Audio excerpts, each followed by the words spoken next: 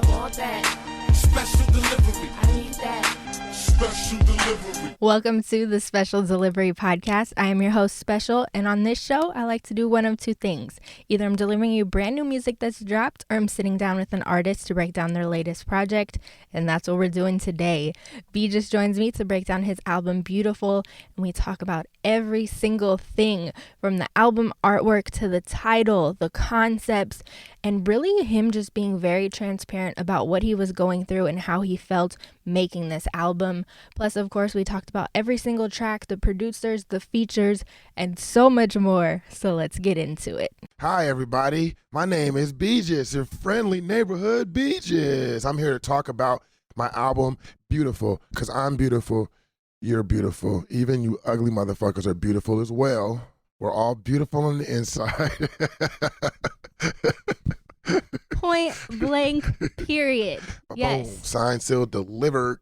I'm so happy to have you here. This album, man, oh man. Monty and I talked about it for half a second too. Just the way that you found, it's not even your sound. You found your sound, but like your sound and your voice at the same time. Like this album is such a good mixture of being like hyphy and super bae, and it slaps. And then there's this other element of songwriting, and you're like making almost pop songs. Like the hooks are so catchy, infectious, and gorgeous. And then you're telling your story. Right. And you're being honest with who you are and where you're at and the things you've been through, and just really giving us a bearing of your soul. And that's all in this great album. It is just like, man, Monty and I were just so happy. Like, he did that. It's so good. So let's talk, before we get into the album, I actually wanted to ask about the time between this album and your last album, 2016's No Time But to Mob. What were those 2-3 years like? Those 2 to 3 years was all about transition. So, and there's no bad blood, but, you know, me and my producer, we kind of severed ties, you know. I mean, that was like the biggest transition. But at the same week that happened, I went to Japan. And for people that know me, they know like travel has kind of changed my life for the better, but also the worse, because it is completely taken over. Like my new passion now is travel, right? So it's been a huge transition, because working with it was like an exclusive business relationship that we had. Like, he made all the beats, and with the beats I was able to create like the sound and the free spirit movement, and it all came from the foundation of his beat making, right? And so, you know, a lot of accolades later, a lot of years later, we decided to kind of cut business ties, right? Well, he's my family, so it's no like cutting ties altogether, but like business ties. And so that was just a big transition, because I just wasn't used to like working without my right-hand man there, you know? Like I said, then I find travel. And so there's this like big internal struggle going on with me, because I didn't really know where and what I was going to be doing, because it's like, okay, the person I was working with before, like I had all this access to a bunch of music that I could, like a blank canvas, I should say. I never really had to worry about like finding other canvases. I just had like canvases to just create. Maybe I just made this painting, I didn't like it, I could toss it. Like I just, you know, had unlimited access. And so I'm like, my focus completely switched at the same time as me going through this music thing. My focus completely switched, where I only was like thinking about the next country that I wanted to go to and like what I was going to do in this country. So I felt like it was a struggle, because, you know, rest in peace to Kobe. It's like that Mamba mentality. You never want to let the seconds in the day be wasted, right? And so I'm in my mind thinking of 2016 Beejus. I find myself completely in like wanderlust, where I'm just at work and I'm not getting anything done, because I'm like fantasizing about going like to Thailand and to get out of the country. And I felt like to me at the time, I was feeling like I was wasting time, right?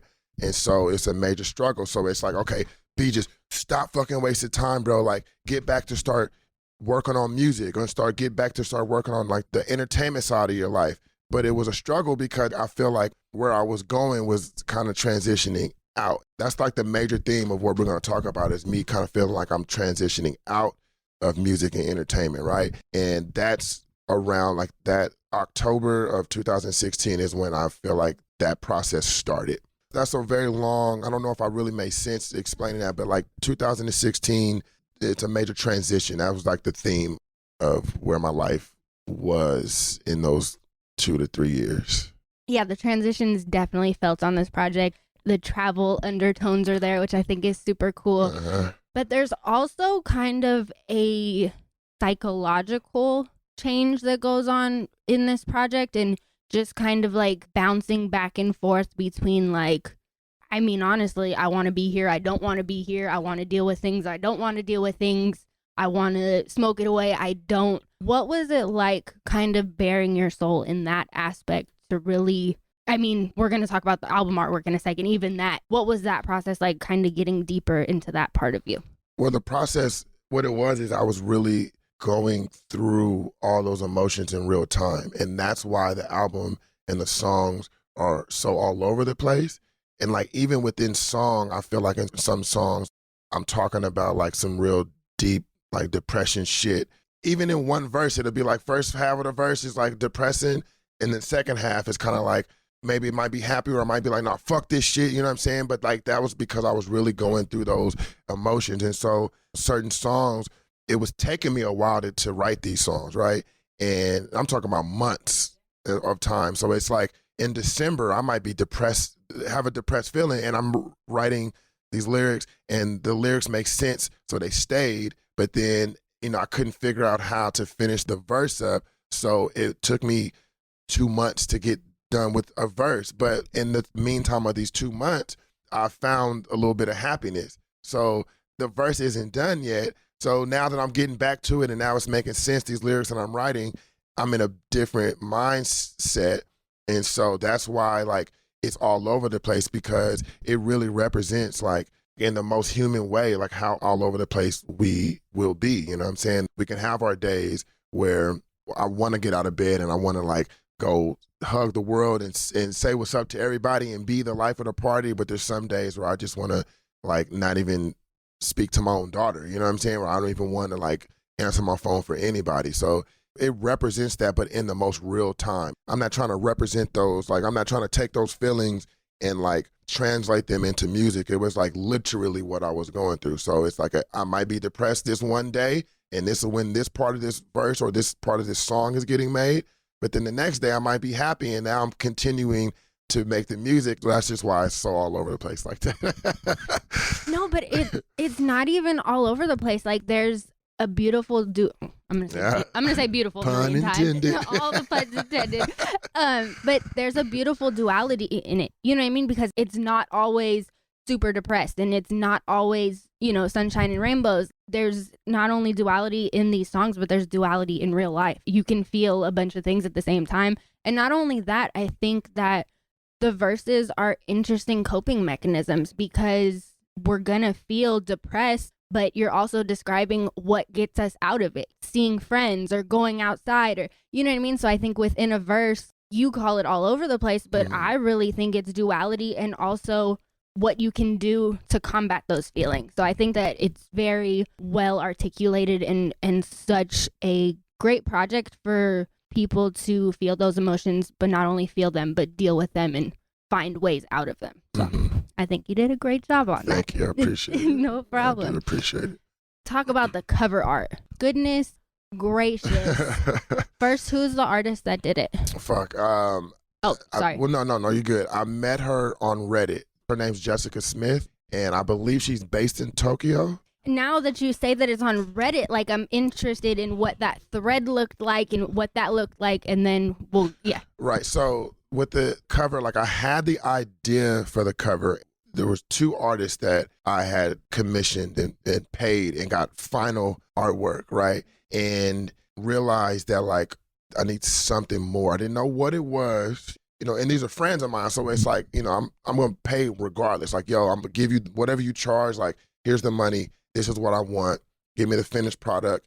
Fucking amazing, right? Then I realized something's off. So then I will go to another homie of mine, did the same thing, paid the money, got the artwork back. I was like, it's fucking amazing, but something is just not right. Before getting the final artwork, I was going to still like kind of maybe go through with one of the two options that I had already. But deep down, I just knew something wasn't right. But so I'm a huge user, like I'm a power user on Reddit, right? 'Cause that's like all my time is spent on my phone on fucking Reddit. My girlfriend, if she hears this, would probably slap me because she fucking hates it. On Reddit one day, and the artist Jessica Smith it was a picture she did. I think she drew a picture of like a traditional Japanese like house, and it was kind of like a third person, like 3D kind of looking thing, but it looked like kind of like pixelated in a sense, right? Like she's like inspired by video games, I believe. And I was like, oh, the way this art looks, like I feel like this person could execute my vision perfectly.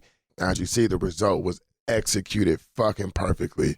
Like she even added, like, I told her, and this is what these artistic relationships, like transactions, I should say, the perfect way where you can explain to somebody the feeling. And this is how perfect she is because I explained it through text and not voice. So I didn't really get all the context isn't even there because, it's lost when you're going through text or whatever. So I explained her the concept, the undertones, the themes and things that I wanted this art to represent. And she just knocked it out of the park and added her own little spin to it. Shout out to Jessica Smith. Through text, though, goodness Through gracious. email, yeah, for sure. Man, but that's kind of a conversation that's happened a couple different times on this podcast, too, with talking with people. And it's like, when you find that person who's meant to do that thing for you, it doesn't take much because the energy is there, the talent is there. Like, you don't have to do a lot of, you know what I mean? It's just, it aligns and it's beautiful. And Pun intended. So what did you don't have to read it, but more so like, what did you say to her to create that incredible image? Okay, so the image, I guess we should just talk about like why I even came up with this image, right? Okay, so it goes back to, I don't remember the year, but it was after 2016. It might have been like 2017. So, me and you have been talking about like how I've been like look for a new job, right? So I spent like a year looking for work in the tech world because at the time I was at a job that just had me fucking miserable. I hate it. Like I've always worked jobs that had me living a miserable life where it's like I'm either spending too much time making okay money, but spending way too much time at work or dealing with work that I can't like focus on my life and then my extended life, meaning like the entertainment world, right? Or more time, but like no money to do the shit that I needed to do. So I've always had these fucking miserable jobs. And so I'm like, fuck, I live in the tech capital. I know a bunch of people that work in tech and they live the lifestyle in tech. At the time, in my rose-tinted glasses, it seemed like the perfect transition for me because I would get the time and the money back that I needed, right? So I spent a lot of time looking for these jobs, and it took a while. After about a year of looking, interviewing all the time, I realized that like, okay, maybe I shouldn't be trying to go deeper into the corporate world. Maybe I should scale back. And with a major like thing that happened that made me want to scale back and go deeper into this, back like into the entertainment world, getting away from the corporate world, I had gone to LA. Me and Langston Avery, one of my best friends, he's a comedian. We went down to LA and we just had like this super successful weekend down there. Like, just like in a social sense and like the marketing and, shaking hands and rubbing shoulders type of shit. Like we just had such an amazing weekend that I came back and I was like, okay, I'm about to change my life. And I don't know like what I'm going to have to do. Like what I was planning to do was to get somebody to move into my space and rent out the room. Like I pay a mortgage that isn't as high as like it would be if it was rent, right? So I'm like, okay, I'm gonna get somebody to move in. What they'll be thinking they'll be getting is a deal, but they don't know that they're gonna be paying my mortgage. And I'm like, that's the way it's gonna open up my life, right? And so similar, like kind of around the same time, a little bit before this, I had this like very weird mental thing happen where I took some MDMA one night. And for anybody that knows about like Molly and stuff, like it redlines your serotonin, right? And the serotonin is the happy chemical in your brain. So a lot of times, like while you're on it, you're just like the life of the fucking party. You're loving life because your happiness chemical is redlining. But on the back end of it, when you're done, you kind of get into this funk, this mental funk, because your happiness chemical is depleted, right? So if you're already kind of like in a depressive kind of state, that shit can backfire greatly, right? So there was a moment where I had taken the Molly, and I realized 30 minutes into it that I wasn't, like, it wasn't doing what it was supposed to. Like, I had like felt hella good, but then immediately like it dropped, and I was like, whoa, shit, like something's not right. So a couple of days after, I was just in this like little mental funk, right?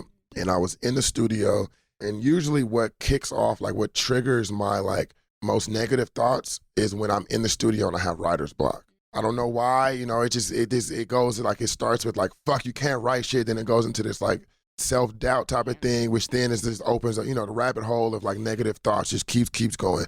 And first time, and I hope only time in my life, I was like, maybe I should just fucking kill myself. Like, I'm not worth any of this shit. But then I was like, wait, whoa, what the fuck? Like, the thought was so intrusive. Like, it was a foreign thought. Like, I've been like in mental funks, but never like to the point where I wanted to harm myself, right? And so I was like, something's not right. Then I remember like, oh, you took Molly the other day. That's where that's coming from. So like, don't ever do that again. And so I would always have this thing, like I would, you know, we hear about suicide, we hear about depression and stuff. And I was always like, if I ever got to the point where I wanted to kill myself, I wouldn't harm myself, because I know what that does to like the family. I would just like do a life suicide type of thing, not a physical suicide, but it's like, okay, if you want to kill yourself, I don't mean to offend anybody, because I know mental health is like very, very serious. But I would always look at it as like, damn, instead of harming yourself, why don't you just throw everything away and just like move to the other side of the world? Like, create a suicide in that sense. Like, you don't know what's on the other side, like after you blow your fucking brains out, but like, you also don't really know what's on the other side of the world. So like, just kind of start over. So, you know, that was my thinking. And so I was like, you know what? I'm going to do a fucking like life suicide in a sense, where I'm just going to change up everything. And then this LA trip happens. And then that's what really like got the ball rolling. And then that's when I got the concept of the album, because I was already like halfway into working on the album when the LA trip happened. And so I was thinking like, the name of the album comes from that Kanye, then this can be a beautiful death, jumping out the window. 'Cause that's what I feel like that represents. It's like, you know, it's a beautiful death. I'm not about to kill myself, but I'm about to like commit a like life suicide in a sense, right? So that's why I took away from that line. I don't know if that's what that line means, but that's what it meant to me. And so I'm thinking of like this concept of like, how can I convey that message in a picture form? So what I told Jessica is like, you know, I want it to be like a dark room to kind of represent like that mental depression. Because when I think about myself, when I'm going in these like negative thoughts, it's usually like me in my room by myself. I spend a lot of time in a room by myself because my studio is an in-house studio, and I have it in a room and I lock myself away, right? And a lot of my most negative times comes in those fucking moments. And so I'm like, okay, let's create this like dark setting in this room, and I want this lone male, doesn't have to represent me, but I just want it to be like a dark-skinned male, make it look like he's blowing his brains out, but with his hand, not a gun, because I don't want it to represent real suicide. And then what I want it to do is I want it to like, you know, his, whether it be like brain chunks or whatever, like flying out of his head and splatters onto the wall to create a window. And basically that's the window that I'm jumping out of to like live the life that I want to live, you know?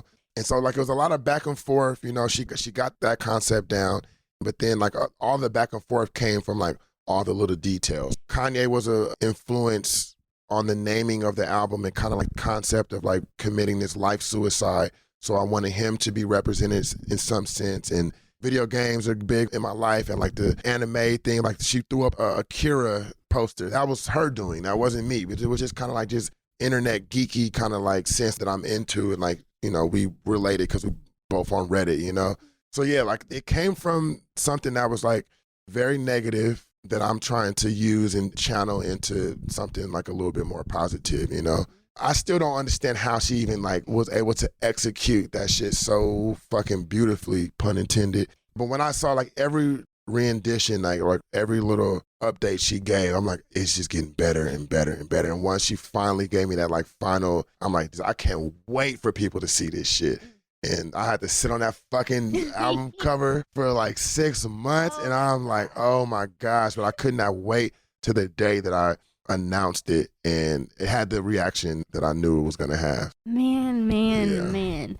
The life suicide portion is so powerful. Like that thought process is so powerful, but also like I'm looking at my questions list and I'm like, okay, that concept of life suicide answers so many questions that I have about this album. It's like, oh, okay, that's what you were saying, because there is a mixture of the way that you put things and being depressed and things like that, but also making change. So I think that even helps with the duality of it too, because it's like you're dealing with depression, but you're also dealing with making changes and coping, and that's the life suicide that you're describing. So it just comes full circle for me. So, oh man. Making that ultimate sacrifice to live the life I want to live. That's like the bullet point of the theme of this album. Now we're just going to hop into the track. For sure. So first track, Hotchips and Salami. Voice gone, I'ma still fucking ride. And I didn't even smoke, but I'm still fucking high. She way out of my league, I'ma still fucking try. Always ain't big, can't let life pass you by. No fun shit, I'ma keep it up, that's what I need to fucking function. Don't excuse my language, I'ma speak it how I want. And you should try it too, I'ma rendezvous with my niggas. Now I got the juice, who the fuck is you? Watch these niggas switch, watch these bitches too. How did you know that was the first track, and when did you realize that it was? So I knew that was going to be the first track as soon as I was working on it. While I'm like coming up with the lyrics, I knew that it wasn't going to have a hook. And I've always liked my first songs to just be kind of like let's just bar this shit up. And I kind of took that idea from Lil Wayne. I feel like a lot of his albums, like that first song is just kind of like, I'm going to bar you to death and not give you any type of hook. It's not going to be any structure. That's where I was going with that song. And so like, maybe halfway through the song, I was like, okay, I don't know what this is going to go on. The other thing about this album, why I feel like it's all over the place, is because I was working on these songs before I had a concept of the album. A lot of these songs were just kind of like one-offs until I kind of like had the idea to like formulate an album. And that's when things just kind of like magically fell into place. So I was just kind of working on this song just because I had the beat, and, shout out to FABES.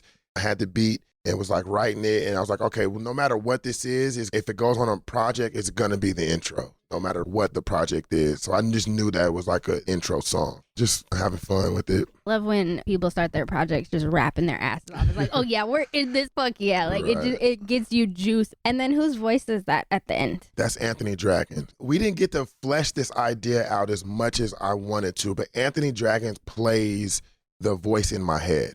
I could say that we could have done a lot better job of like getting that concept and that idea across, but it ultimately failed to like just the timing. If I could have like put more like, 4 more months of time into the album or like waited for it to come out, that idea would have got fleshed out more. But Anthony Dragons is like the voice in my head. So he is like basically the concept that I wanted to get is that this dude is trapped in my head. He's kind of like, why the fuck am I in Brandon's head right now? You know what I'm saying? But he's speaking my thoughts, but he's speaking my thoughts as Anthony Dragon. So he's not just like a voice, but he's like literally Anthony Dragon's in my head, but speaking my thoughts through his way of thinking. But see, that's the thing. It's like we didn't really get to flesh the idea out as much. It works, but people don't really realize that he's like the voice in my head. I just think he's just like Anthony Dragon's talking on the track. Yeah. Yeah, I almost got the feel that he was like the narrator, because especially to the first 2 tracks, he comes in on both of it. Then kind of in the third one, you're like, wait, where is he? And then eventually he comes back. But I think he just did such a good job at the comic relief, but also keeping it super Bay. Like there's so many Bay references in the shit that he says, and but also just being real and true. And I think you saying that him being a voice in your head really kind of ties that together too. Like it makes sense, and you could hear it in the project. So now when I go back and I'm like, oh, okay, he's trapped in your head. Like I think that's a super cool concept, because we hear narrators all the time. We hear different iterations of what that looks like, but to be trapped in your head, like that's dope. There was one recording that I wanted to do where it's like he's like, okay, let me the fuck out, you know what I'm saying? But we just didn't get around to doing it. That's the only regret I have. And I don't really live with regrets, but I'm just open about things. That's the one regret, is that we didn't get to like flesh that idea out. That's the only thing I would go back and change about that album, is really go in and add more of the narration and just kind of like get that concept that my thoughts are coming through him. Yeah. I love it so much. Then we get to the second track, Owen. Oh, still got the footwork. Still one of the finest thinkers on this good earth. Busy mind, see clear though. Got no time to be fucking with these weirdos. Ooh, stupid niggas talk the loudest. And the worst, harder ones be the proudest. Can't relate, so I made my address Cloud9, cause I got no business staying grounded. Fuck all that humble shit, flip it and bubble it. Way too solid, no crumbling. 96 troublesome. Got my dub all in the air like I'm a thug, and I represent everything you revel in. I can feel great about I have to thank you for naming it Owen because I appreciate that. Makes my life a little bit easier. Also in the title, you have in parentheses the REM. And there's a couple different tracks on this project that have parentheses. To me, it was a form of storytelling and the different parts of a story. What was the thought process behind putting the parentheses and telling the story that way? And what does the REM mean? Right. So it is storytelling. And it was just basically the songs that have the parentheses, to me, they represent moving the story forward in a sense. You know what I'm saying? So it kind of like just represents where I am in my head at the time of the album, you know? So the REM is basically the REM, the sleep, the part of sleep, the REM sleep, the heaviest part, you know? And so that's why at the very end, the alarm clock goes off and I realized, fuck, I was dreaming. So basically song 1 and 2 are me being asleep. And that's why like, I'm so happy. I'm not talking too much about like depressive type of shit until kind of like towards the end of ON, you know? And so I was like, basically those 2 songs represent me just dreaming. And then like, I'm just having this like perfect day in Oakland, you know what I'm saying? Riding around with my homies and shit. And then like Anthony comes in and like that kind of represents like, you know, I'm dreaming that I'm like riding around in the East, you know what I'm saying? And so then the alarm clock goes off and then I realize, fuck, I was dreaming. And then I got to wake up and go to this whack ass fucking job. Goodness gracious, you talk about how you feel like this project is all over the place and is random, but the concepts are deep as fuck and super cool. Like, I'm just like, what? Owen, of course, produced by Spencer Stevens, correct? How'd you team up with him? So I was randomly in Tahoe one weekend and he was out there doing a lot of production for All Black and their team, right? So they just kind of like that concept of like, let's go to another place, rent out some shit, just bang it all out. And so there's a couple of songs that were actually inspired by that weekend because I didn't work on any music, but I was just there just kind of like, you know, just soaking it all in. And me and Spence didn't have any time to work on anything. And so as soon as we got back, I was like, yo, I need some beats. So like the next week he came over and dropped off a couple of beats and that was one of them. And I think that one was such a perfect single because it has such a mixture of your sound, where you're at. It's just a great definition of you. What was the thought process behind making that the single? I don't know. I just thought it was a strong song. Like Slide was something I had already put out months prior, and Slide would have been the single, like the leading single, but because I already put it out, I needed another song, and I felt like ON was like the only, to me, it was the only other song that was like upbeat enough that could like work as a single, you know? And the video is super fun too. I can tell you guys had a great time. You know, the crazy thing is I had just gotten my fucking wisdom teeth taken out the day before that. Oh, shit. So I was like on some heavy fucking painkillers. Not in the sense of like, let's pop these Percocets in, because I don't fuck with that shit at all, but like I was in a fucking daze doing that shit. Don't do drugs, kids. I'm talking about this was medically given because I got my fucking, I'm surprised I didn't look like a chipmunk. Goodness. Talk about resilience. Photo shoots with the wisdom teeth out. That's the part they don't tell you about, right? Kids. For real. Man. Literally the day before I got them taken out. I had to do it twice, and it's no joke. I hate that shit. I was just laid up, like, nope, not doing nothing. You shot a whole ass video. Right. And I was drinking Hennessy, too. Oh, my God. Hey, kids, they say not to drink when on prescription drugs. Don't do it. Please don't follow my lead, please. Oh, my goodness. Then we get to In My Mind, featuring Derek Pope. Think I need to hang out with my smiling friends. With my smiling friends. Oh yeah, with my smiling friends. Think they'll help me find my mind again. Oh, think that it might get me on my feet again. Nightmares that keep me afraid of sleeping in. Ask the happy person what their secret is. Told me just be happy, ain't no deeper shit. Really click. I've been way too fucked up just to process The way he brings it together. Yeah. Crazy. How'd you team up with him? So him and his manager Fareed are good friends, and I mean me and Derek are good friends as well. And so usually, like if I go down to LA, I'll try to link up with him, get him on the podcast, and vice versa. So he came up to San Francisco, and you know Derek is from Oakland, but he lives in LA, so he was just coming up for like a weekend, and Fareed hit me like, "Yo, let's knock out a podcast with Derek. He's gonna be up here, and if you got any music, like you know, we can jump on some shit." And Derek makes a lot of like, you know, real cerebral type of music. You can tell he's a real like in his head type of person as well, you know. And that song, I had the hook and the verse already created. Ian McKee is the producer, and me and Ian have a good working relationship where, you know, it's just like, B, come through to the studio. Let's just, you know, create some shit. So me and him have a lot of shit where it's just like practice, where he's just making a beat real quick and I'll make a verse real quick and then like throw it on. But I believe this beat had already been made, but it was just one of those things where I came like using studio time, using the time to just build with a homie. And that hook and that verse came out of that. And I had that. I was sitting on it. I was working on the second verse.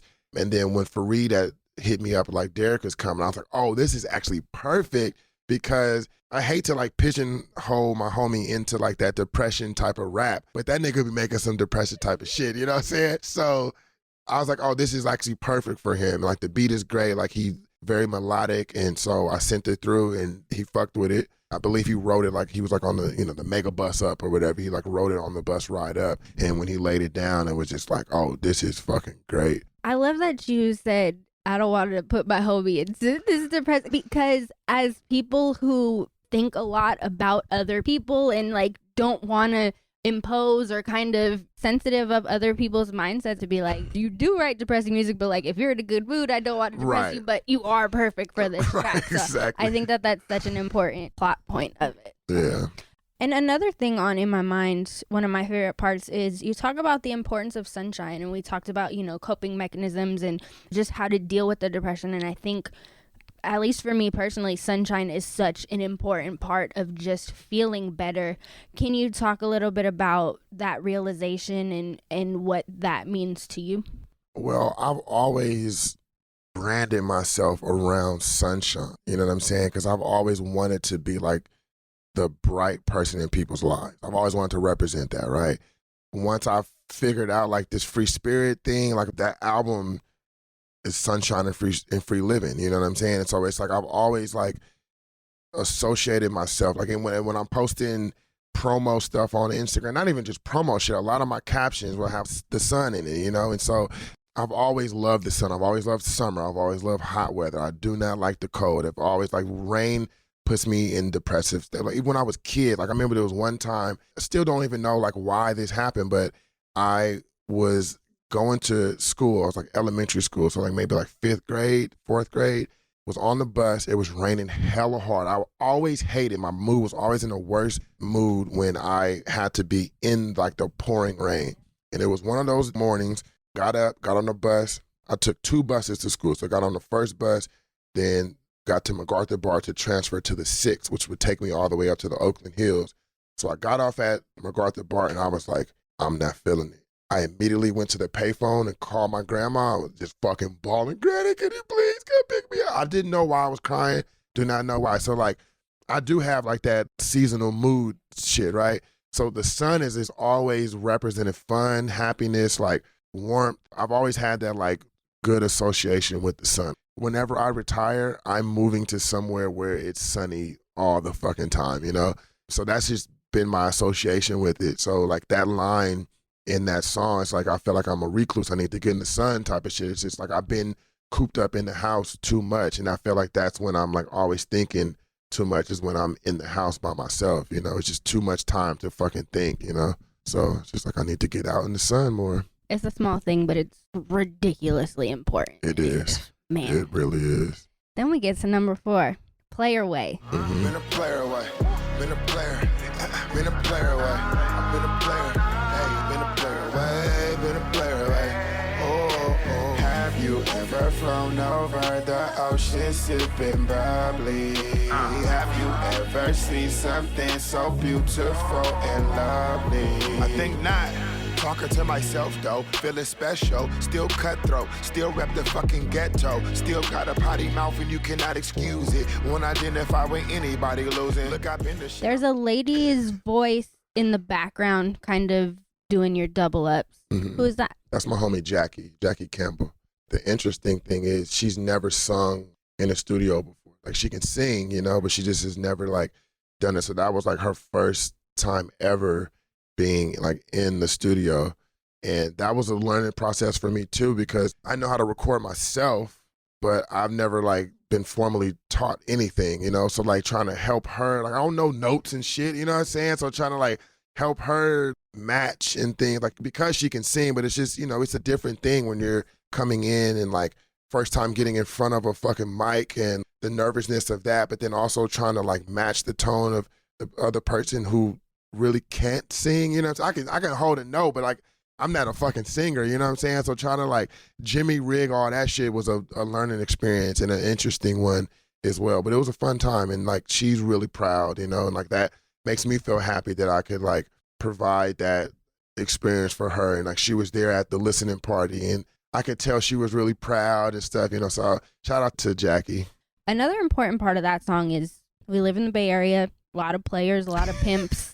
All that stuff. A lot of people are even influenced by the amazing Sugar Free and stuff like that. With that song, was there anybody in particular that you were channeling? Nah, not at all. The producer of that is Fisha, and he produces a lot of Larry June music, right? And so there was a song that he had came out with that I really, really liked, and I do not remember exactly which one it was, but Fisha had produced it.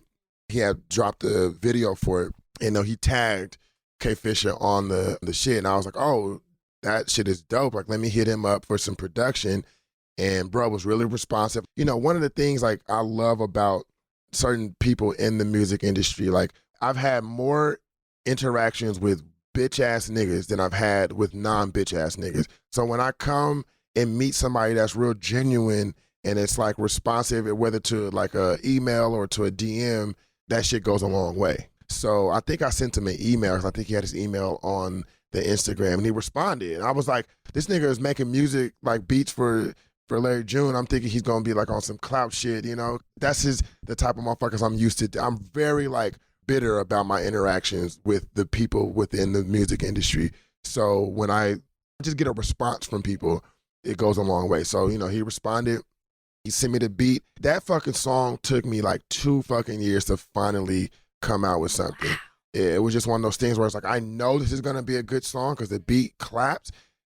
And a lot of times, like when I know a song's gonna be good, it takes me a long time to like even start it, because I want it to be fucking perfect. You know what I'm saying? So that's one of those ones. And that's another one that like was a struggle because of the fucking travel shit. Like I've got that beat, I want to say not too long after I put out No Time But to Mob. I remember like thinking like, oh, this dude's about to like think I'm a fucking cat, because it's been taking me so long to get this shit done. But luckily Fisha's a real stand-up dude, you know what I'm saying? I paid for the shit, so he never gave it away. I know I've heard horror stories about producers. They'll sell you a beat and you take a minute to put it out because artists take their fucking time and they give it to somebody else. That was one of the things I was really worried about. It was like, he gave me Jug on the beat, and I was like, this nigga's gonna give it to somebody else. Like, I'm gonna hear Larry June rapping on this shit. But luckily, he's a stand-up individual, and he didn't do none of that shit. And once I finally hit him up, like, yo, I finally got like a concept. I finally like am done with this shit. Let me send you the very, very rough.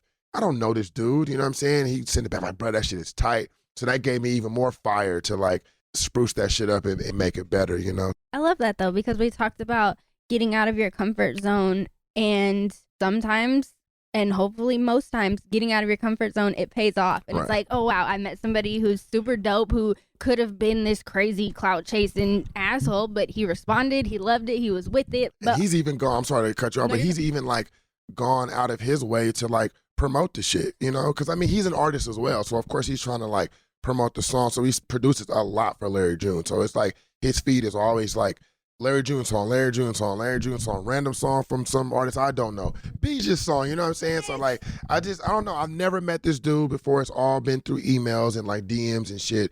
But he just, you know, from what I know, he's a stand-up individual just trying to get it and make it in this fucking world, you know? That's beautiful. All pun intended. But it really is, because like you said, there's so many people in the industry who just don't write back or just do dumb stuff. And it's like, oh man, it's a good feeling when it's good people. It's refreshing, for sure. You said 2 years. That's so interesting that when you know it's going to be a good song, it takes you longer. I've never heard that before, but it does make sense. You're like, I know this is going to be great, but I got to get there. Right. And I think that's not only so important for you to know as part of your process, but I think it's important for other people to hear too, because I can only imagine that other people feel that same way, and I like that a lot. I mean, I think I might have made 3 songs to that beat, when it's just like, this isn't it. I know it's not it, and I could like rush it out, but like, what's the point, you know? Once it finally clicked, I was like, okay, this is it. This is it. And I feel like it's a respectable player song. That's the funny thing is, and that's the reason why the video is how the video is, where it's like, starts off with me waking up, getting woken up from a phone call from a girl that's kind of like representing my girlfriend, right? And we just spend this whole day together in the house. We're not dressed up. We're not doing anything crazy. It's just like very like boring, right? And then I sneak off when she's asleep to go make this music video for this song about being a player. And then while I'm at the music video, like now I'm all done up, and like in the music video, she interrupts the video. Like, this is what the fuck you doing? You left me at the house to come do this shit. So it's like a very humbling type of thing where it's like, I'm really living a very like mundane, I don't want to say mundane because my fucking life is fucking amazing, but like compared to like rappers, like, you know, in the rapper sense, it's like I'm living a very normal life. And so like I'm kind of fronting making a song about being a player. Like I've had my player ways, but like right now I'm not living this player lifestyle. So like, how can I like convey that in a music set? So I thought it would just be funny. It's like, yeah, you live in this mundane ass life, but then you're about to go leave your girlfriend at home, sleep, to go like front in front of a camera that you're a fucking player, and then this is what you get because now she busting your ass out, you know? That's one of my favorite music videos just because of the concept of like, yeah, I just love that fucking video. You guys killed it. Then we get to track 5, Might Fly Away, produced by Banga. Free spirit niggas make the world go round. Guess who's back in the motherfucking house with a fat dick? It's me, bitch, Beejus. Back up on my hood rat shit. I might go back to fucking hood rats. Like I told you, free spirit niggas global, doing backflips up in the ocean, golden, dipping yoking in a 97 Honda Civic. Don't talk to me right now, I'm tripping. Banga on the beat to make the hoes do something, prove nothing. Been a factor, and that's forever after. Been Mac and no fairy. Shout out to Drew. The man is just out of this world. Yeah. What was it like working with him? Well, me and him have worked on a number of things. In this instance was another one of those, like, he had sent me the beat, you know, and I didn't know what I wanted to do with it. That first verse is something that I made very quickly. It was like, it just came to me, wrote it, recorded it. The hook took me fucking forever. I probably wrote 1,000 fucking hooks to that. And that's an over exaggeration, but probably like 50 hooks to that. You know, I just couldn't find one that stuck. But I wanted to keep that first verse. To me, I thought was dope. And I sent it back to Drew. I think he was like in the studio. Like for sure, like Chose had tweeted me like a line from that first verse, and I was like, bro, you fucking gassed this shit. When the fuck is this coming out? And I'm like, it's gonna come out when it comes out. And that's another thing. That's a song that took forever for me to finish, just because I didn't have I don't know, I couldn't get it. Making verses, making hooks, I couldn't get it. And then finally things just started to click. I'm 100% transparent about my shit. I don't like that song. Wow. And it almost didn't make it onto the album. And that's the one song on the album that I skip. That's probably not good for me to say, like trying to sell this, you know what I'm saying? It's but real though. I'm just completely transparent. I don't know. I don't like the song. But it stayed because when I would let people listen to the album, I would tell them like, this is the song I don't like. But I would tell them after they would listen, or like either after they would listen to the whole album or after the song would go off, because I didn't want to like cloud the judgment of the shit. But I would, tell them like, I don't like that shit. And unanimously, people was telling me I was tripping. So that's the reason why I kept it in, because everybody whose opinion I hold high telling me that I was tripping. Like, I understand, because everybody was artists, they know the struggle. They're like, I understand, and like, it's up to you if you're going to keep it on, but I think you're tripping. So that's the reason why I stayed. And even you're like, what the fuck? No, it's so crazy, because even like the next thing that I had written down was just how catchy has a strange connotation, but like it's one of those songs where I read the title or somebody says the title and it starts playing in my head. You talk about how many hooks you went through, but that hook is so good because somebody says my fly away, like my fly, like you just go into it. Right. That's shocking to me. Yeah, Wow. I don't know. It's just the struggle of an artist, we have our own connection to the music that nobody would ever be able to understand. Even when you're an artist, you can understand how nobody can understand it, but it's like certain artists would tell me that they hate certain songs of theirs. I'm like, I fucking love that song. What are you talking about? I can't explain to you why I don't like that song, but like that's the song you'll probably never see me perform. That always reminds me of I don't know if you've seen it, but De La Soul, when they perform, they go, we hate this song, you love this song, like, because they're just so tired of fucking doing it. And I mean, that's real. There's gonna be songs in people's catalogs that they don't personally like, and I think that there's a truth in that. And like I said before, I think it's important for people to hear that, especially creatives, to know that you can make something great and not necessarily love it, but still put it out to people and still put it on the project, but you skip it. Right. Yeah, I should get skipped every time. No disrespect to Drew or not, because I don't want it to come off like that, but it's just me personally. I don't know why. Like, that was the song that took me the longest to make out of the album. And yeah, I don't know. It's just that motherfucker get a hard pass for me. I'm not mad at it though. I like the song, but I'm not mad at the honesty. Goodness. Oh, then we get to the title track, Beautiful. Ego be boosting. Yeah. Shout out my drugs, they lift me up. I'm booming. Free spirit niggas make the world keep moving.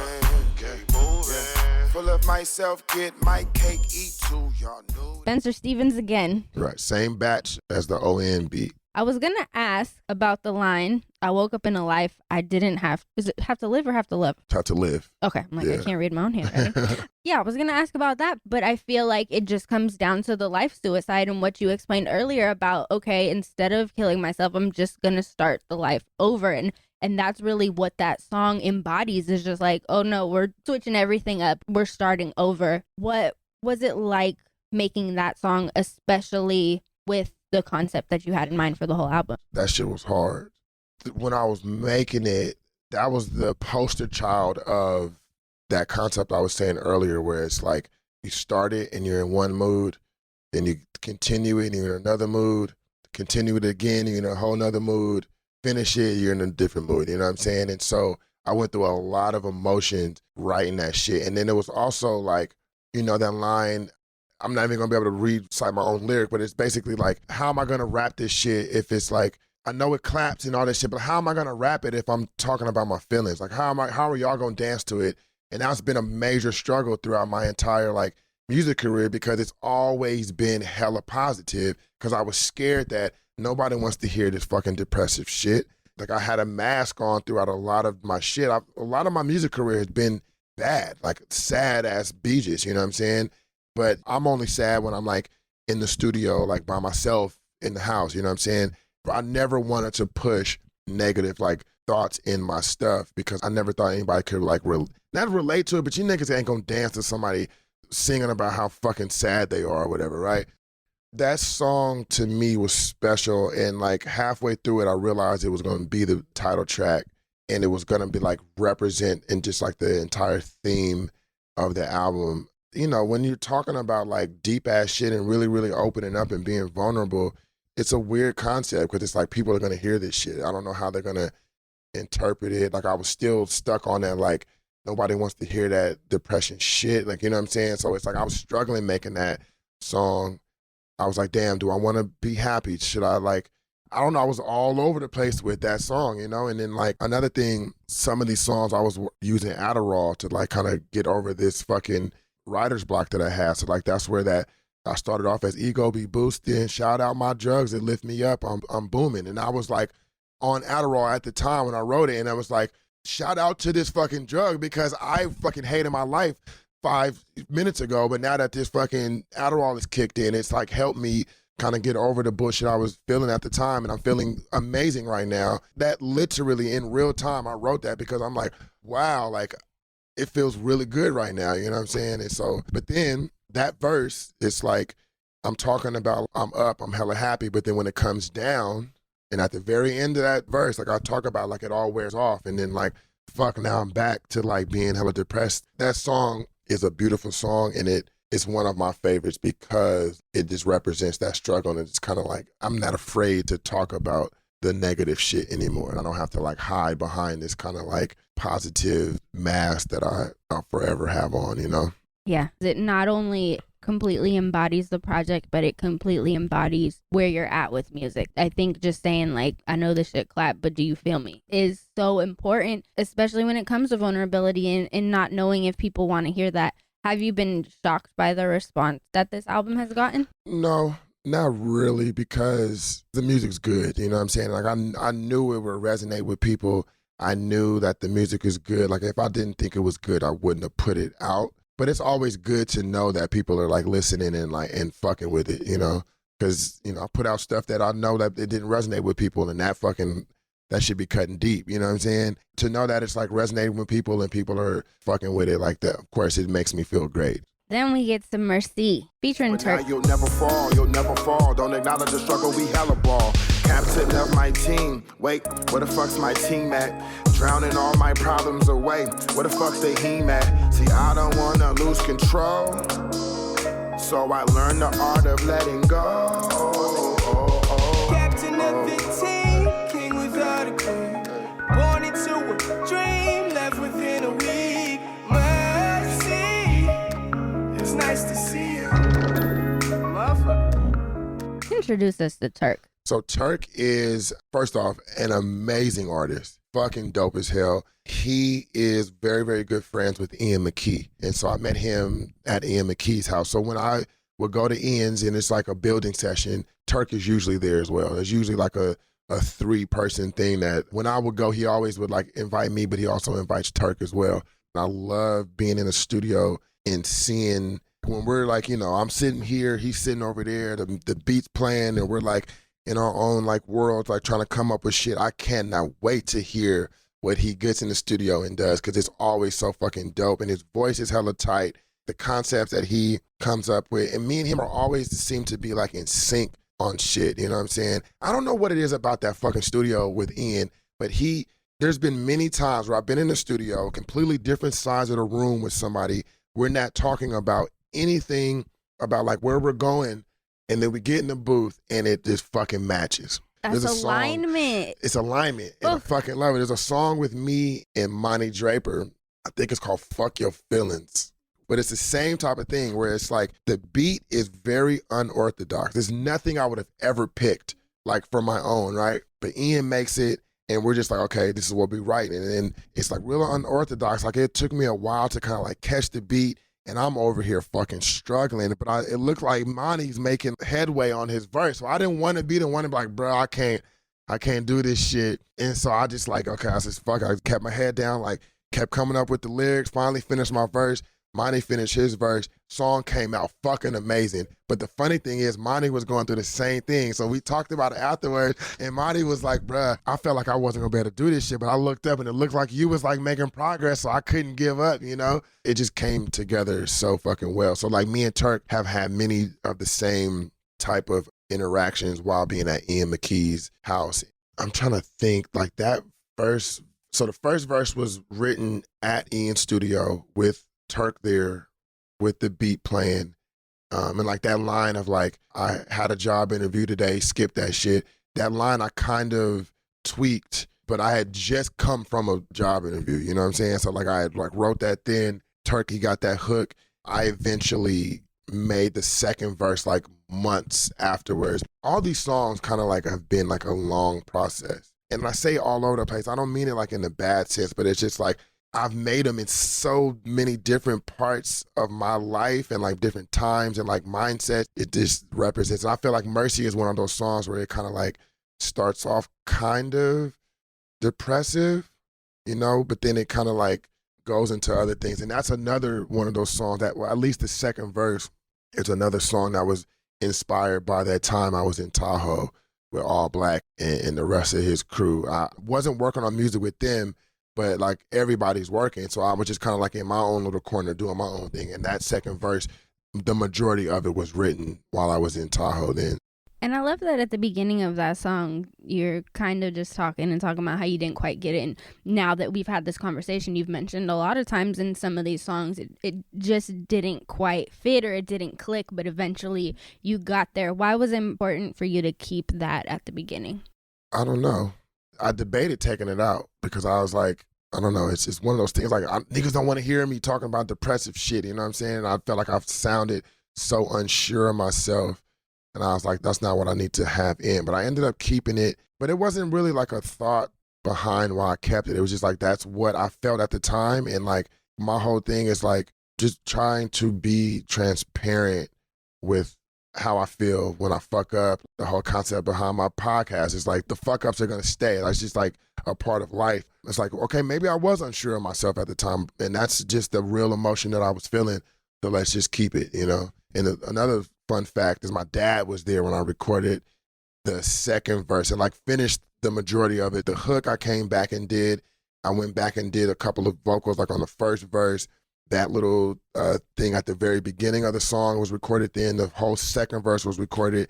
And that was the first time in a long time that my dad was like a part of the process. Even his voice is on some, you don't know it. When I say, had a job interview today, skip that shit. He said, skip that shit under, but you don't know it because Ian had kind of took his voice and kind of like made it more into like a synthesized sound, you know, and he has some other like vocals back behind there as well, but you don't know because it just sounds like the beat rather than somebody like backing my vocals. I not only love liner notes, but just that connection to bring him in and make him a part of a process. Yeah, shout out to my dad. Yes. Then we get to slide. I say any, money, mo. Which one?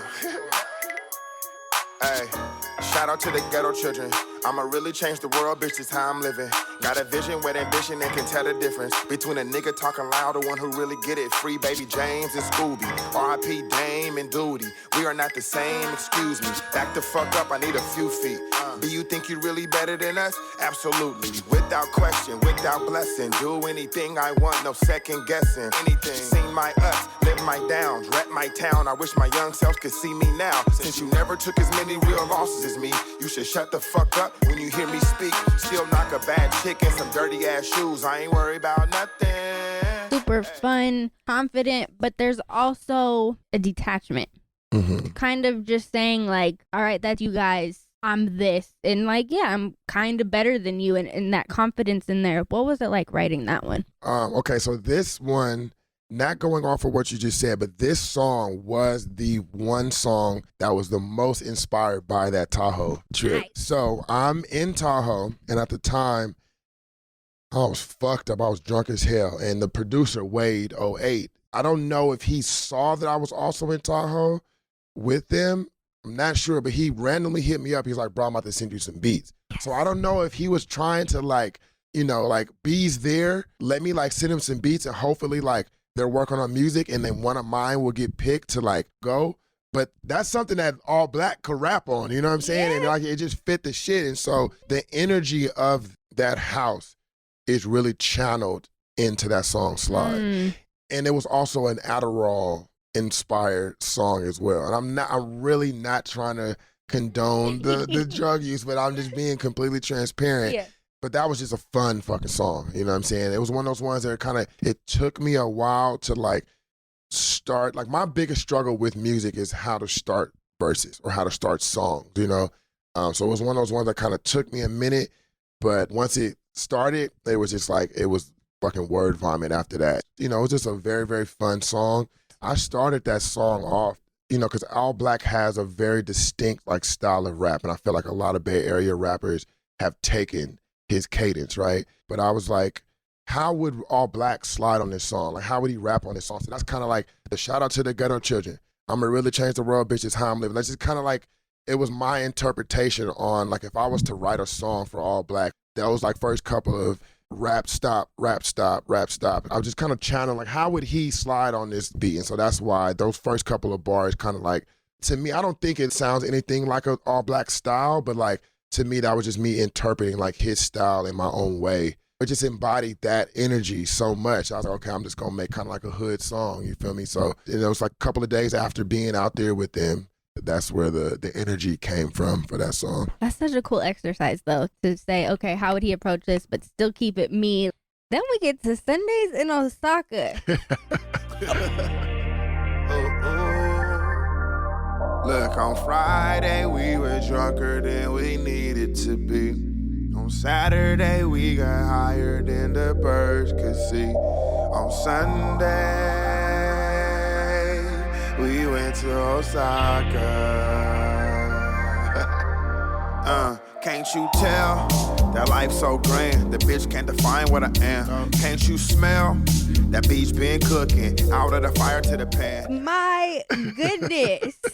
I mean this with all due respect. It's almost a Katy Perry song. Like, it's such a pop banger. It's crazy. It's catchy. It's fun. Like, it's just, man. And I feel like, you know, if Osaka had a theme song, like, this would be it. Like, they need this. Like, why don't they have this? How did you approach that? Because you killed it. Thank Man. you. Shout out to Mann, who is the producer. He is a part of the Trey Coastal group, some of my very good friends. He, at the time of making that beat, he was in Asia. He was actually in Osaka. The name of the song is the name of the beat, called Sundays in Osaka. Oh, wow. So he made that on a Sunday while he was in Osaka. That's one of my favorite things, because I know producers name stuff wild things. Right, exactly. And when the artist actually runs with it, it makes me so happy. Yeah, it was just a perfect thing. But so it's like a very, like a revolving door of inspiration. So in 2017, I did this big fucking solo trip to Thailand, right? And then when I got back, I recorded a 5-hour recap podcast episode, right? So for Ryman, he was doing this like 3-month Asia trip. And so he listened to my podcast episode and was like, bro, that shit was fucking dope. Like, me and him are very good friends. We were good friends before this, but he's just like, you know, that shit was fucking dope. It's exactly what I needed to hear about going to Asia. And so when he's out there, he's, you know, of course he brought his shit to work on music, made the beat. He's like, bro, I got a beat for you. And I made it while I'm out here in Tokyo. I'm like, send that shit through. Sent it to me, called Sundays in Osaka, got the beat, turned it on, and that hook just came to me right away. Yes. Right away. And then, like I said, I had this big transition of the travel is kind of taking over my life. You know, it's like all I think about. So I was like, okay, you know, I'm really, really big on travel. So like, let's just make this the travel song, you know? I just really, really channeled that whole thing. So like, first verse was, to me, was channeling the Japan trip that I took to Tokyo. Second verse was channeling the energy that I got from being in Thailand. You know, at the time, those were just like the 2 major fucking trips I had taken. It was very, very fun to make because I was reliving these like very, very life-changing, happy moments in my life, you know? And so I just was channeling that energy into music forms. I love that each verse was inspired by a different place. I think that's super cool. Ryman just got back from another Asia trip, right? I believe so. Yeah, I was talking to him briefly about that and just how cool that experience was. Like, okay, I'm convinced now that I need to go to Thailand because everybody who goes there is just like, it's beautiful, it's incredible, it's everything. It's ruined my life.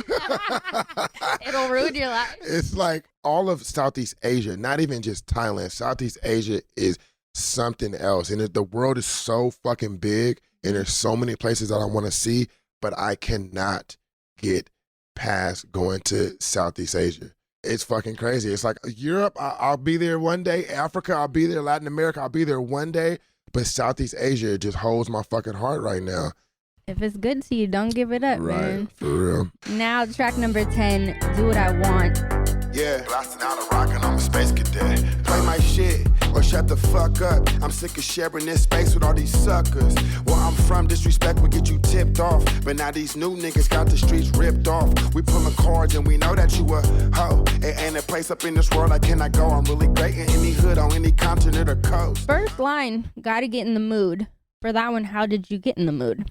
I don't know. That first like little thing, that meant nothing to the grand scheme. You know what I'm saying? It was just kind of like, I was really just in the studio just being hella silly. Cause it starts off in kind of like this like sexy kind of like, it sounds like it's gonna be an R&B song and then it fucking switches up. But it was just me just like pressing record, getting to the mic and just kind of like readying myself up, kind of like sung that thing out. And you can see at the end, you can hear I laughed, you know what I'm saying? And I just decided to keep it in. Cause I was like, okay, this is a long ass intro and I'm not sure like what I'm gonna say here. And so I was just really just fucking around on that like that very, very beginning part. And I just decided to keep it because it sounded good and it was kind of funny too.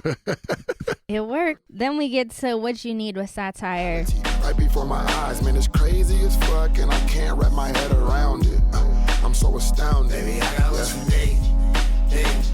Holla if you want some, yeah. Rolling up some trees. Oh yeah, I'm on one, yeah. I got what you need. Holla if you want some, yeah. Rolling up some trees. Oh yeah, I'm on one, Y'all ain't fucking with the stage. He is another person who's out of this world. I just saw him at the Happiness of Pursuit Festival in October, and it's an experience. For that one, who wrote the hook? He did actually. Had you sent him your verses, or what did you said to him? Like, how did the collab come to be? So that actually happened. We were in the studio together. So shout out to Fareed. So I don't know if he's still under Fareed's management, but at the time, Fareed was managing Sahtyre and was down in LA. Me and Gozy went down and I needed to do some podcasts. And so like I hit up Fareed like, yo, you know, do you know anybody like that I can get a podcast with? So I did one with Derek, then I did one with Sahtyre. And then later on that night, Fareed had also set up like a studio session for us. I think it was through like one of Sahtyre's homies. And FABES, shout out to FABES, he produced the beat, but it was a beat that he had already produced, but FABES had his computer with him. FABES was with me as well this weekend. So we all four of us went to the studio, or all three of us, I should say, went to the studio. FABES went through a couple of beats. That one was like, oh no, this is the one. You know what I'm saying? That shit was fucking lit. A lot of Hennessy later, we made that song. So we made that song like in one night. Just one of those like one-off type of things. That's also a very old song. I had that song done hella long ago. It's like a little bit after No Time But to Mob. Yeah, so it was just like, you know, organic little one-off studio session.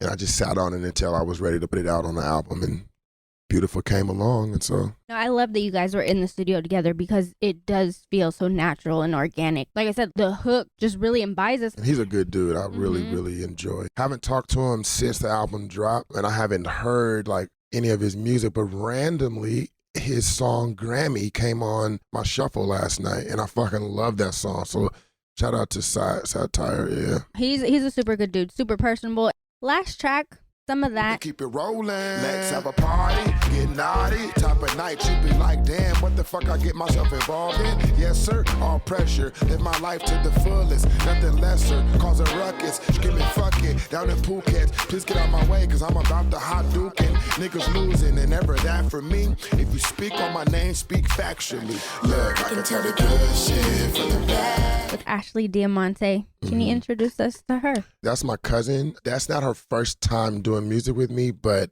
we did music way, way back in the day, you know? So like my early careers of like Beejus had music from her. Like our biggest song is a song called Let the Beat Breathe. She took a break from recording, you know, life happened. She became a teacher and like all that type of stuff. And so she just kind of like took a break from like recording all the time. And that was just another one of those things where it's like organically, she was like, cuz I need to sing, like put me on some shit, please. The hook I had already sung, cause you know, she's on the back of like, she's singing what I'm singing. So I had already sung it and I knew it needed a lady's voice or at least like a better singer's voice, you know? So I was like, oh yeah, it's easy. I got a perfect song for you to sing on. At the end, when we do that like little melody at the end, that was something that she came up with. And so I sung on the back of that for her. Yeah, so it was like, you know, just organic family thing. Shout out to Wax Roof. He's the producer of that one. Yes. And then in the hook, no looking back, I think that can be interpreted a bunch of different ways. What does no looking back mean to you? Well, the whole song to me is, of course, it's like the conclusion to the story, right? So it's like I jumped out the window, took that risk, and I've now landed. And to me, my happiness is like, there's no expectation. I knew that jumping out the window was going to make me happy in some sense, but I didn't have like any expectations on where I was going to land or if I was going to go up or right or left or down. You know what I'm saying? I just kind of like jumped out the motherfucking window. Because I feel like in the sense of the concept, if I'm jumping out the window and trying to fly and like, let me try to like flap some wings. I don't got no fucking wings. I'm not gonna fly, you know what I'm saying? Or if I have like the expectation to jump out and like fall to my death, but then I end up flying, I'm gonna be unfucking happy, you know what I'm saying? So I'm just like, let me just jump out the fucking window and see what happens. And so it's just no looking back. Like my old life is back there. The unhappiness is back there. You know what I'm saying? Like the uncertainty is back there. It's just like, I'm just rolling with the punches. I'm really like living the free spirit life. You know what I'm saying? Like, fuck it. There's no expectation. I'm not trying to control destiny. I'm just like in water right now. And you know, like if you ever been in like a big body of like natural water, the waves are going to take you wherever the fuck they want to take you. You know what I'm saying? Like in the current, not fuck the waves, because the waves are something you can see. The current is going to take you. So you can be in the water and you can be swimming wherever the fuck you want to swim. Wherever you think you're going. You know what I'm saying? But that current is going to take you where it wants you to go. And so I'm just in the water floating. And that's where I want to be. If I see an island over there, yeah, I might end up over there, but I don't know. What I'm going to do is I'm just going to lay back, float, and look up at the sky and like enjoy the sun beating down on my face. And wherever the fuck I end up is where I end up. And then if I end up on an island over here, but I saw that one, I'm going to enjoy myself at this island that I landed at until I'm ready to get back into the water and float again. And hopefully one day I might end up over there. But if I don't end up at that island, then it's all good because there's going to be 1,000 more islands in this water that I'm in, you know? So it's no looking back. Yes. Not having expectations is so powerful because as we go through this journey of life, we learn that not having expectations is a huge part of happiness, where it's just like, I'm not expecting to be happy. I'm going to hope, but I'm not going to expect it. And wow, there it is. I'm happy. So Beautiful is out now. Go stream it, buy it, get into it. Anything else you want to tell the people about Beautiful? Listen to it first, of course, and digest it in your own way. Try not to listen to it through my eyes or my pen or through my voice, but just kind of like try to get inspired and like take something from it on your own sense. You know, like if you're listening to this and then you go listen to the album, like you have the underlining concept or theme of the album is, you know, making that ultimate sacrifice to just live the life that you want to live. So take that from it. I don't know. I just want people to like have that inspiration. Don't just go down a path that you feel is what you're supposed to do. Speaking from my own example, like I always thought, because I set this goal to become a famous musician, I thought that is what I needed to fucking work on at all times. I haven't really publicly talked about this, but I'm kind of like done with music. And I felt since I've made that decision, a weight has been lifted off of my shoulders, right? And a lot of my unhappiness came from music. You know what I'm saying? And so I started realizing, I'm like, why the fuck am I torturing myself? Am I torturing myself because one day after 10,000 hours of this shit, I'm going to get to the fucking promised land? And I started realizing, like, I spent 10 years, more than 10 years doing this shit. And I don't want to spend another 10 years just doing this shit. And then traveling is another thing that like let me know that there's so much more to life than just trying to be a rapper. You know what I'm saying? And like a lot of my partners, I'm like, bro, come to Thailand with me, bro. I'm going to change your fucking life. Man, I don't want to go nowhere unless I'm going on some music shit. And I understand it. I understand that mentality, but it's like, fuck because I had it, but I feel like I wasted so much of my life trying to fucking be this rapper dude, you know what I'm saying? And so I'll never give up on music because being creative is something that is a part of my soul, but I don't know, just don't be scared to like switch it up. You never know. Like you might think that your unhappiness is coming from your job or your fucking baby mama or whatever, like, but you might not realize that the things that you think is going to bring you happiness one day might be the thing that's causing you not to be happy right now. Wow. Yeah. I relate to that on a level that I can't even go into right now because that would be a whole other podcast. But just know that those words have so much power and that realization has so much power. We spend years trying to do things and then we come to a conclusion like, oh, wait, what? Right. So, whew, yes. And on top of that, I'm so excited that in my interpretation, now you're really just going to be making music when you want to, and you're going to enjoy it more. And I cannot wait to hear what that sounds like because I think that that's such an incredible experience too. Life is good. And so I don't know what the fuck I'm going to be doing. I don't know if I'm even going to be Beejus anymore. You know what I'm saying? I have no fucking idea, but I'm not forcing anything, you know? I'm just trying to stay happy and trying to just stay afloat in this fucking sea of shit, you know, that I'm going through. So I'm excited for whatever comes. Thank you. I appreciate it. And that's it. Thank you so much. The amount of insight and concepts and breakdown and just all of it. Thank you. Thank you. I appreciate it. I appreciate the time. I appreciate being able to explain it, you know, because I feel like I haven't, even on my own podcast, I haven't like sat down and like broke it all down and things. So it's good to get it out in a long form sense, you know? Exactly. And thank you so much for checking out this episode. If you enjoyed it, make sure to hit that follow or subscribe button on whatever you're listening on. I got upcoming episodes with Rico G, Win, Mick Jenkins, Homeboy Sandman, and a lot more. And then reach out to me. Let me know what your favorite part was or just say hi. I'm on Twitter at SpecialSays and on Instagram it's at SpecialSays as well. As always, this episode is dedicated to Marlon. Do what you can to stop senseless acts of gun violence.